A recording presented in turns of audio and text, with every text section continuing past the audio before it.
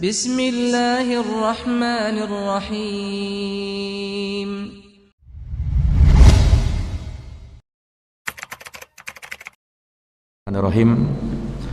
Assalamualaikum warahmatullahi wabarakatuh.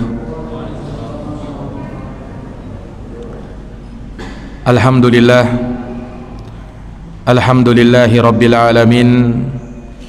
Wabihi nasta'inu ala umurid dunya waddin. Asyhadu an la ilaha illallah wahdahu la syarikalah, ilahul awwalina wal akhirin. Wa asyhadu anna Muhammadan abduhu wa rasuluhu as-sadiqul amin.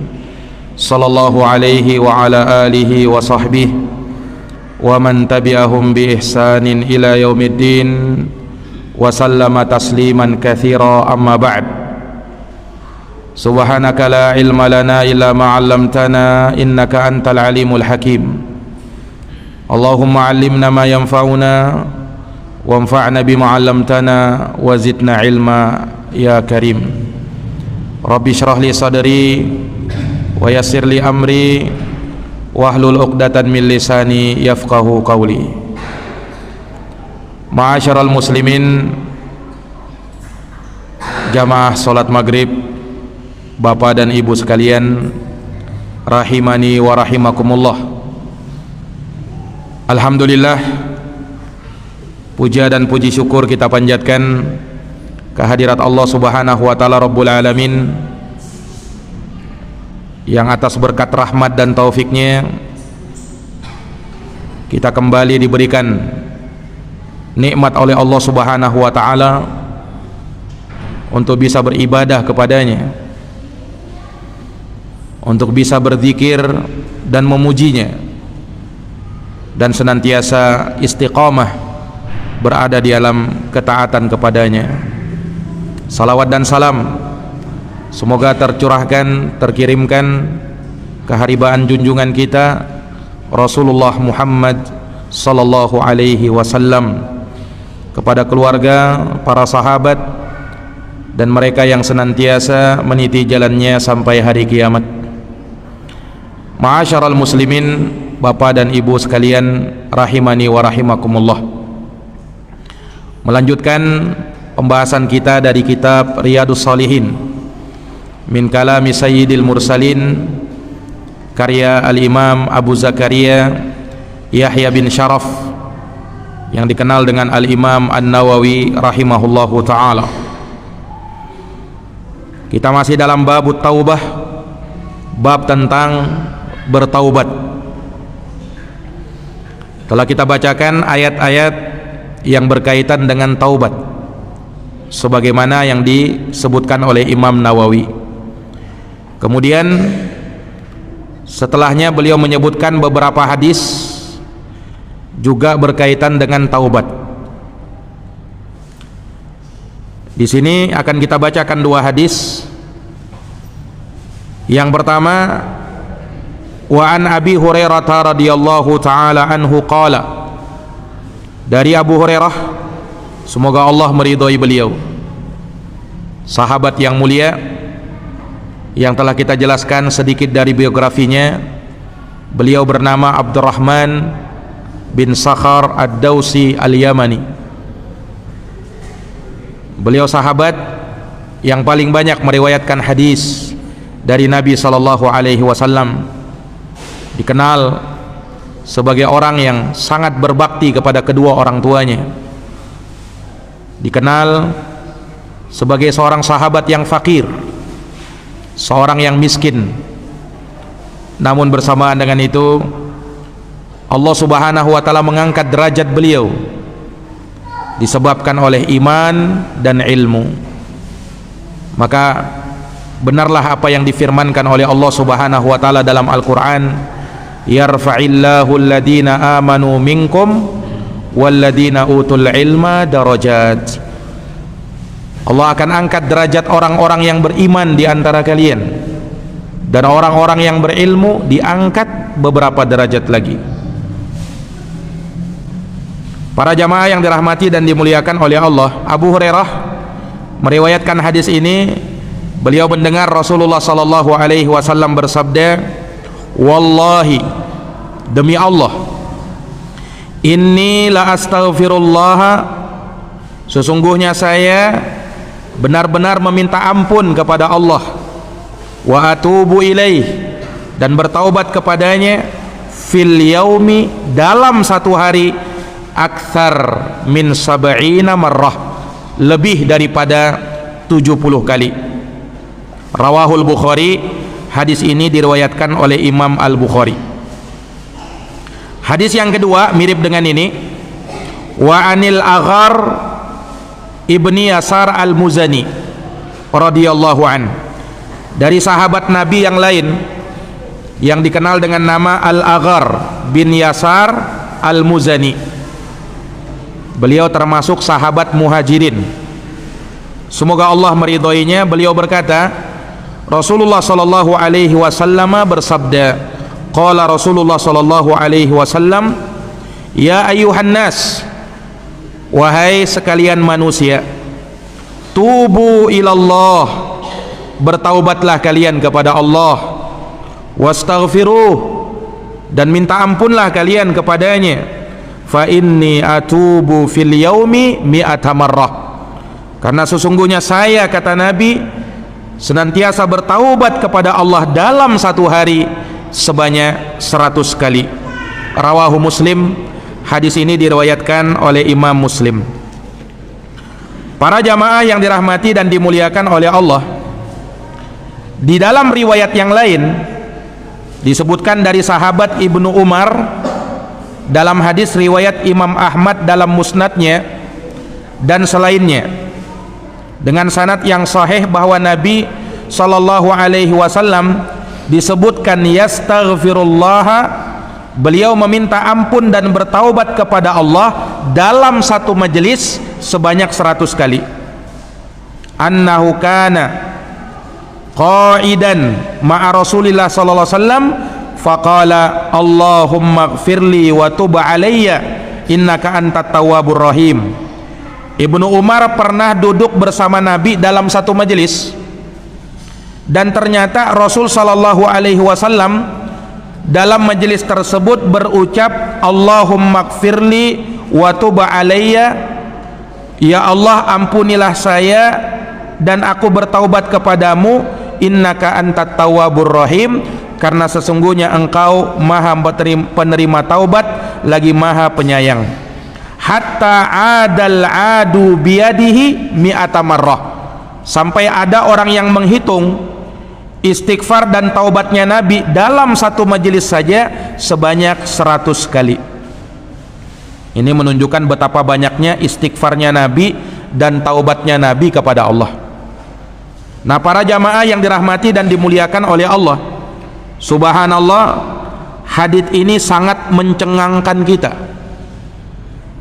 Bagaimana tidak, Rasul sallallahu alaihi wasallam, makhluk mulia yang pernah menginjakkan kakinya di muka bumi ini, ternyata orang yang paling hebat istighfarnya. Padahal kalau kita pikir, apa salahnya Nabi? Apa dosanya Nabi? Beliau orang yang maksum, yang terlepas dari yang namanya dosa, pun sudah dijamin oleh Allah Subhanahu wa taala. Dalam surat Al-Fatah Allah berfirman, inna fatahna laka fathan mubina liyaghfira lakallahu ma taqaddama min dambika wa ma ta'akhkhar. Kata Allah tentang nabinya dalam Quran, sesungguhnya kami wahai Muhammad telah memberikan kepadamu kemenangan yang sangat nyata, pertolongan yang sangat nyata, liyaghfira lakallah, untuk Allah mengampuni segala dosamu, ma taqaddama min dambika wa ma ta'akhkhar, baik yang telah lalu dan yang akan datang. Itu jaminan untuk Nabi, Pak. Jadi Nabi itu orang yang sudah dijamin, sekalipun misalnya jatuh dalam kesalahan, kalau maka kesalahan itu sudah diampuni oleh Allah, sudah dimaafkan oleh Allah, jaminan untuk Nabi. Tapi bersamaan dengan itu apa? Bersamaan dengan itu beliau beristighfar kepada Allah dalam satu hari lebih dari 70 kali, dalam satu riwayat sebanyak 100 kali, dalam riwayat lain dalam satu majelis saja sebanyak 100 kali. Ini Nabi, Pak, Rasulullah sallallahu alaihi wasallam. Para jamaah yang dirahmati dan dimuliakan oleh Allah, dan kita bisa melihat di hadis yang pertama Nabi kuatkan pernyataannya itu dengan sumpah. Nabi katakan wallahi, yang artinya demi Allah. Ini sesungguhnya saya. Nah, ini juga sebagai penguat dalam bahasa Arab, litaukid. Sumpah itu penguat, kata ini juga penguat, sehingga ada dua penguat, ditambah lagi la astaghfirullah. Lam di situ kata para ulama lamut taukid, penguat juga, sehingga ada 3 penguat di dalam hadits ini. Sehingga pernyataan Nabi wallahi, demi Allah, sesungguhnya saya ini, itu penguat. La astaghfirullah artinya betul-betul meminta ampun kepada Allah. Nabi kuatkan dengan 3 penguat dalam pernyataannya ini. Menunjukkan apa? Menunjukkan keseriusan Nabi. Tidak main-main Nabi ini. Nabi, Pak, tidak usah bersumpah beliau, tidak usah menguatkan kata-katanya beliau. Sekedar Nabi berucap, kita sebagai orang beriman pasti percaya kan, karena kita umat beliau. Nah, bagaimana lagi ternyata ucapannya Nabi itu beliau ungkapkan dalam bentuk sumpah dan mendatangkan beberapa penguat. Tentu ini lebih meyakinkan lagi tentunya. Wallahi, demi Allah, ini sesungguhnya saya la astaghfirullah, betul-betul meminta ampun kepada Allah, wa atubu ilaihi, dan bertaubat kepadanya, fil yaumi, dalam satu hari, akthar min sab'ina marrah, lebih dari 70 kali. Dalam hadis Al-Aghar bin Yasar disebutkan bahwa istighfarnya Nabi 100 kali dalam sehari. Ini para jamaah yang dirahmati dan dimuliakan oleh Allah Subhanahu wa taala, menunjukkan betapa luar biasanya kedudukan Nabi sallallahu alaihi wasallam sebagai seorang hamba Allah Subhanahu wa taala yang sudah mendapatkan jaminan, tapi begitu ternyata istighfarnya Nabi. Para jamaah yang dirahmati dan dimuliakan oleh Allah, seseorang yang memperbanyak istighfar kepada Allah Subhanahu wa taala, maka akan digugurkan dosa-dosanya dengan 2 cara, dengan 2 perkara. Yang pertama, al-mahwu, artinya Allah akan hapuskan dosa-dosanya. Ini sebagaimana yang disabdakan oleh Nabi sallallahu alaihi wasallam, di mana beliau bersabda, wa atbi'is sayyi'atal hasanah tamhuha, iringilah perbuatan jelek dengan kebaikan, niscaya kebaikan akan menghapuskan amal-amal yang jelek. Nah, kata para ulama, sebaik-baik amalan, di antara sebaik-baik amalan yang bisa menghapuskan kesalahan adalah dengan beristighfar dan bertaubat kepada Allah. Jadi dengan kita memperbanyak istighfar dan taubat, Allah akan menghapuskan dosa kita. Itu yang pertama. Yang kedua, ini lebih hebat lagi, yaitu tabdilus sayyiat bil hasanat, digantinya perbuatan buruk yang dikerjakan itu dengan kebaikan. Nah, inilah yang Allah firmankan dalam Quran surat Al-Furqan ayat 70. Allah berfirman, faulaika yubaddilullahu sayyiatihim hasanat wa kana Allahu ghafurur rahima. Mereka itulah, kata Allah, orang-orang yang Allah akan ganti amal-amal buruk mereka dengan amal-amal kebaikan. Kenapa? Karena mereka senantiasa istighfar kepada Allah. Wa kana Allahu ghafurur rahima, dan Allah itu Maha Pengampun lagi Maha Penyayang. Nah, ini tentu lebih tinggi lagi, sebab bukan sekedar dihapus kesalahannya, bukan sekedar dihapus dosa-dosanya, tetapi Allah ganti dosa itu dengan kebaikan-kebaikan. Yang tadinya mungkin dia selalu berbuat dosa, kini dengan dia istighfar kepada Allah, dia semakin tekun melakukan ketaatan, dia semakin tekun melakukan ibadah, sholatnya, puasanya, sodakohnya, dan lain sebagainya. Nah, inilah manfaat yang sangat besar dari orang-orang yang memperbanyak istighfar kepada Allah Subhanahu wa ta'ala. Para hadirin yang dirahmati dan dimuliakan oleh Allah, nah muncul pertanyaan dalam benak kita kan, tadi sudah kita sebutkan bahwa Nabi itu orang yang dijamin dan dosa-dosanya sudah dimaafkan, beliau orang yang maksum. Tapi mengapa Nabi memperbanyak istighfar itu? Kenapa taubatnya Nabi itu sangat banyak? Yang namanya istighfar dan taubat itu kan mengesankan adanya dosa, mengesankan adanya kesalahan. Sementara Nabi tidak berdosa, Nabi tidak salah. Kalaupun jatuh dalam kesalahan, sudah diampuni dosa beliau sebelum beliau istighfar. Jadi Nabi itu Pak, sebelum istighfar aja sudah diampuni, apalagi ketika beliau istighfar. Tapi kenapa begitu banyaknya Nabi istighfar itu? Nah, ulama mengatakan memperbanyak istighfar itu memang sudah menjadi sunnahnya para nabi dan para rasul. Jadi ternyata bukan hanya Nabi Muhammad SAW saja yang banyak istighfar itu. Para nabi dan para rasul sebelum beliau itu mereka orang-orang yang banyak istighfar. Abul Bashar, bapaknya seluruh manusia, Nabiullah Adam alaihi salam. Lihat bagaimana Adam alaihi salam, orang yang paling hebat ternyata istighfarnya kepada Allah. Terlebih ketika beliau melakukan kesalahan itu, memakan buah yang terlarang itu.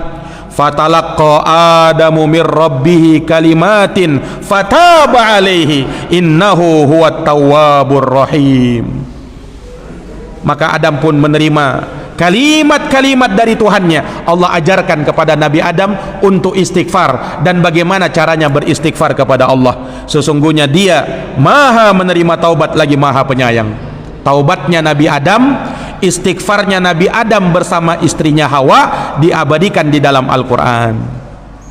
Rabbana zalamna anfusana wa illam taghfir lana wa tarhamna lanakunanna minal khasirin.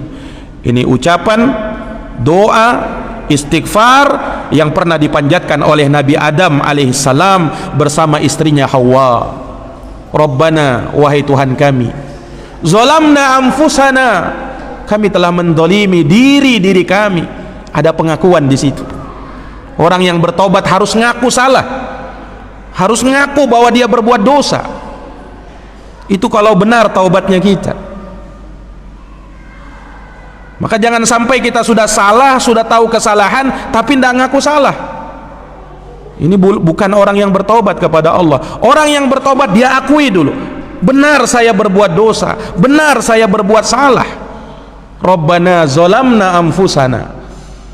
Lihat Nabi Adam, sebelum beliau meminta ampun kepada Allah, beliau mengakui kesalahannya.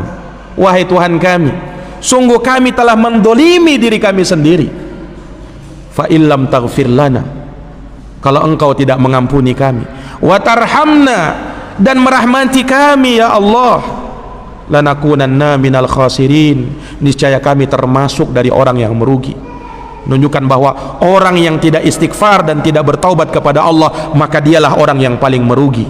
Sementara mereka yang istighfar dan bertaubat, merekalah orang yang paling beruntung.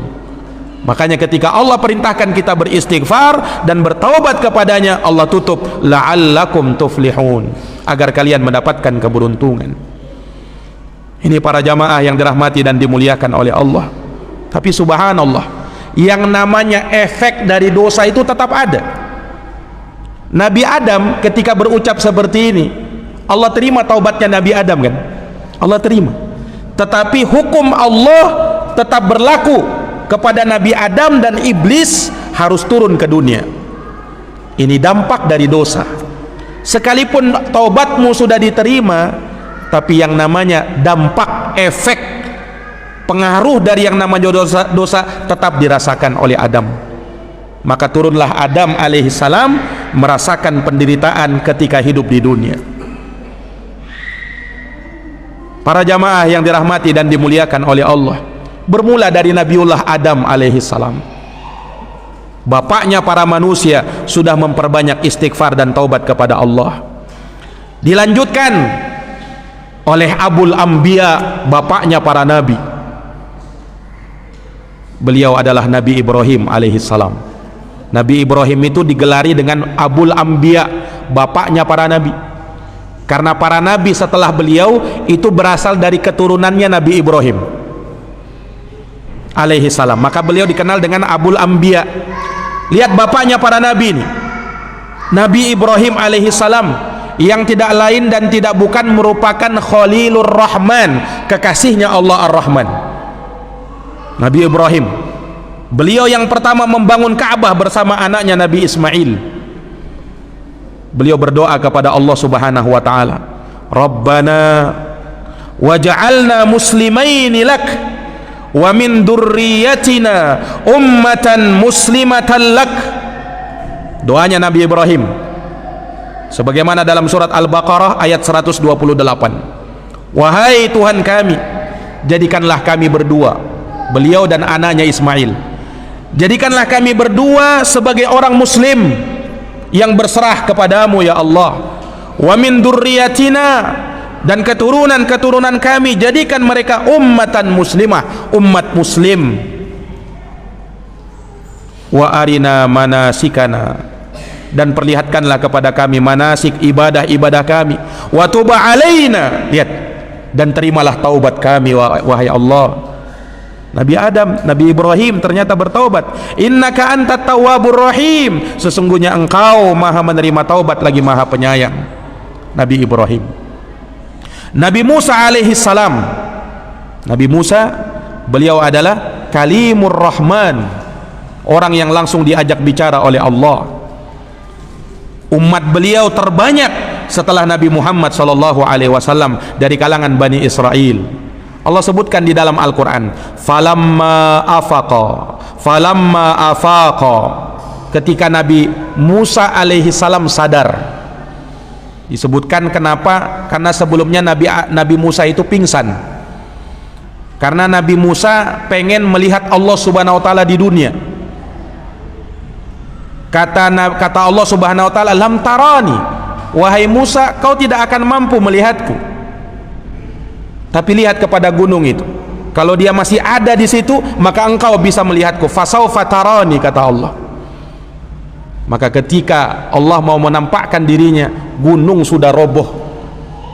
Kemudian Nabi Musa alaihissalam melihat kejadian itu, Nabi Musa pingsan 40 hari 40 malam, baru sadar ketika itu Nabi Adam. Ketika beliau sadar, disebutkan dalam ayat ini, falamma afaqa, ketika Nabi Musa sudah sadar, qala, maka Nabi Musa berkata, subhanak, maha suci engkau ya Allah, tubtu ilaik, aku bertaubat kepadamu. Nabi Musa menyatakan taubatnya kepada Allah. Wa ana awwalul mu'minin, dan aku yang pertama beriman kepadamu. Nabi Musa alaihissalam. Kalau kita mau sebutkan para nabi dan para rasul yang lain, sungguh dari kalimat-kalimat mereka istighfar dan taubat kepada Allah. Ini makhluk-makhluk terbaik ini. Nah, maka tidak heran manakala Nabi kita Muhammad SAW seperti itu, istighfarnya sangat hebat kepada Allah Subhanahu wa taala. Nah, dan juga kata para ulama, ini sebagai sikap tawaduknya Nabi SAW, sangat merendah kepada Allah Subhanahu wa taala. Kenapa? Karena beliau merasa ibadahnya tidak cukup kepada Allah. Beliau merasa ibadahnya belum sempurna kepada Allah. Bayangkan, padahal Nabi itu kan paling hebat ibadahnya, Pak. Bayangkan, Nabi itu pernah sholat malam, pernah sholat qiyamul lail, tahajud. Itu dalam satu rakaat beliau baca surat Al-Baqarah sampai selesai, kemudian lanjut lagi surat An-Nisa sampai selesai, lanjut lagi surat Ali Imran. Berapa juz itu, Pak? Itu dalam satu rakaat. Ada ndak yang mampu seperti itu? Subhanallah. Ini Nabi seperti itu. Nabi SAW karena saking seringnya ruku dan sujud, sampai disebutkan dalam hadis itu hatta tatafattara qadamah, bengkak-bengkak ini lututnya Nabi, bengkak-bengkak lututnya Nabi SAW karena terlalu seringnya ruku dan sujud. Itu pun beliau merasa masih kurang, itu pun beliau merasa masih kurang. Makanya itulah yang menjadi alasan Nabi kenapa beliau memperbanyak istighfar, karena beliau merasa ibadah yang beliau berikan kepada Allah masih kurang. Subhanallah. Ini para jamaah yang dirahmati dan dimuliakan oleh Allah Subhanahu wa taala. Kalau Nabi saja masih merasa kurang, bagaimana lagi dengan ibadah kita? Aisyah radhiyallahu anha sampai bertanya kepada Nabi, "Ya Rasulullah, mengapa ibadahmu begitu hebat? Alaysa qad ghafarallahu laka ma taqaddama min dambika wa ma ta'akhkhar?" Bukankah Allah sudah mengampuni dosamu yang lalu dan yang akan datang? Mengapa ibadahmu hebat begitu ya Rasul? Apa kata Rasul, Pak? Ya Aisyah, afala akunu abdan syakura. Wahai Aisyah, aku ini mau menjadi hamba yang bersyukur kepada Allah. Subhanallah. Ini para jamaah yang dirahmati dan dimuliakan oleh Allah Subhanahu wa ta'ala. Inilah yang menjadikan Nabi SAW memperbanyak istighfar kepada Allah. Kemudian dari sisi yang lain, beliau memperbanyak istighfar karena beliau adalah tauladan, beliau adalah figur bagi manusia. Beliau dicontoh oleh manusia yang datang setelah beliau. Ketika umat Islam tahu Nabi saja istighfarnya begitu, maka apa yang muncul pada diri kita? Apa yang muncul dalam perasaan kita? Kalau Nabi saja begitu, harusnya kita lebih hebat lagi. Nabi orang yang dijamin, Pak, sementara kita belum ada jaminan. Nabi sudah pasti masuk surga, sementara kita belum pasti. Ini para jamaah yang dirahmati oleh Allah. Maka melahirkan apa? Melahirkan betul-betul kita harus memperbanyak lagi ibadah kepada Allah dan memperbanyak lagi istighfar kepada Allah Subhanahu wa ta'ala. Para jamaah yang dirahmati dan dimuliakan oleh Allah Subhanahu wa ta'ala, ulama juga menyebutkan bahwa dengan kita beristighfar kepada Allah Subhanahu wa ta'ala, sekurang-kurangnya kita mendapatkan dua faidah. Yang pertama, kita beristighfar dalam rangka menjalankan perintah Allah dan Rasulnya, karena Allah perintahkan, Rasulullah perintahkan, dan menjalankan perintah Allah dan Rasulnya, disitulah kebaikan seluruhnya. Karena kita diciptakan oleh Allah Subhanahu wa ta'ala dalam rangka untuk menjalankan perintahnya. Yang kedua, dengan kita beristighfar dan bertaubat kepada Allah, kita telah mencontoh suri tauladan kita Rasulullah Muhammad sallallahu alaihi wasallam, yang beliau beristighfar kepada Allah minimal 100 dalam sehari, minimal 100 dalam sehari. Maka kita contoh Nabi SAW dalam hal tersebut. Makanya jadikan wirid, Pak, jadikan wirid itu, ucapkan astagfirullah wa atubu ilaihi, baik setelah sholat subuh kalau sempat, kalau tidak sempat setelah sholat asar, kalau tidak sempat juga setelah sholat maghrib. Itu kata para ulama, dalam sehari, Pak, perbanyak astagfirullah wa atubu ilaih, astagfirullah wa atubu ilaih. Itu wiridnya Nabi sallallahu alaihi wasallam. Laqad kana lakum fi rasulillahi uswatun hasanah. Sungguh telah ada bagi kalian pada diri Rasulullah SAW suri tauladan yang baik. Liman kana yarjullaha wal yawmal akhir. Itu bagi siapa yang mengharapkan perjumpaan dengan Allah, perjumpaan dengan hari akhir. Wa dzakarallaha katsira, dan dia banyak memuja-muji dan berzikir kepada Allah Subhanahu wa ta'ala. Para jamaah yang dirahmati dan dimuliakan oleh Allah, yang namanya taubat itu seperti yang kita terangkan harus jujur, harus jujur. Jangan cuman lisannya bertaubat, lisannya istighfar, astagfirullah wa atubu ilaih, tapi dalam hatinya masih meniatkan nanti saya lakukan kalau ada kesempatan lagi. Nah, itu belum taubat namanya, belum jujur taubatnya. Jangan sampai lisannya astagfirullah wa atubu ilaih, tapi dianya masih saja berbuat dosa. Nah, itu tidak jujur bertaubat itu. Baru di lisan, Sementara yang namanya taubat harus muncul dari hati, diucapkan di lisan, diaplikasikan dengan anggota badan. Itulah orang yang beristighfar. Para jamaah yang dirahmati dan dimuliakan oleh Allah Subhanahu wa taala, kalau ada orang, kata ulama, yang dia lisannya berzikir astagfirullah, tapi amal perbuatannya justru mendustakan lisannya, justru di dalam hatinya masih ada keinginan untuk berbuat dosa, ini sama saja, kata ulama, mengolok-olok agama. Sama saja mengolok-olok agama. Nah, kita misalnya kalau bermuamalah sama seseorang yang mungkin orang tersebut pernah kita sakiti, pernah kita singgung perasaannya, kemudian kita minta maaf, tetapi setelahnya besok-besok kita lakukan hal yang sama lagi, maka orang yang pernah kita zolimi, orang yang pernah kita sakiti mengatakan, kau mengolok-olok saya, kamu mempermainkan saya, kamu sudah minta maaf, ternyata kau lakukan lagi yang seperti ini kepada saya. Itu kepada manusia, bagaimana lagi kepada Allah Rabbul Alamin. Maka jangan main-main beristighfar kepada Allah itu. Ini para jamaah yang dirahmati oleh Allah, memang kata ulama bukan syarat, bukan menjadi syarat orang yang istighfar itu, orang yang bertaubat itu tidak lagi terjatuh dalam dosa yang sama. Itu bukan syarat. Karena yang menjadi syarat, yang penting kau menyesal, yang penting kau berhenti, yang penting kau berazam tidak mau melakukannya lagi, itu syaratnya. Kalau nanti-nanti terjatuh dalam hal yang sama, nah itulah manusia seperti itu, memang butuh istighfar lagi. Makanya istighfar itu tidak cukup sekali, butuh diulang-ulang. Jatuh lagi misalnya, maka dia istighfar lagi. Karena bukan jaminan, Pak, setelah kita istighfar kemudian tidak ada dosa lagi yang kita lakukan. Tidak ada jaminan setelah kita taubat kemudian tidak ada lagi dosa yang akan kita lakukan ke depan. Tidak ada jaminan. Yang namanya manusia itu suka lupa, yang namanya manusia itu tempat dosa dan alpa.